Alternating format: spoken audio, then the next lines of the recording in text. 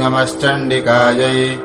ॐ मार्कण्डेय उवाच ॐ यद्गुह्यम् परमल्लोके सर्वरक्षाकरम् नृणाम् यन्न कस्यचिदाख्यातम् तन्मे ब्रूहि पितामह। ब्रह्मोवाच अस्ति गुह्यतमो विप्र सर्वभूतोपकारकम् देव्याः सुकवचम् पुण्यम् तच्छृणुष्व महामुने।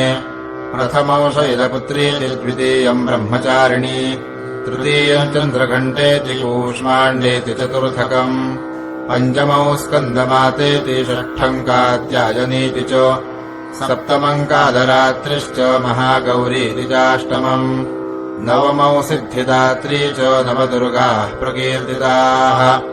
उक्तान्येतानि नामानि ब्रह्मणैव महात्मना अग्निना दह्यमानस्तु शत्रुमध्ये गतो रणे विषमे दुर्गमे चैव भयार्ताः शरणम् गताः न तेषाम् जायते किञ्चिदशुभौ रणसङ्कटे नापदन्तस्य पश्यामि शोकदुःखभयम् न हि यैस्तु भक्त्या स्मृता नूनम् तेषाम् सिद्धिः प्रजायते।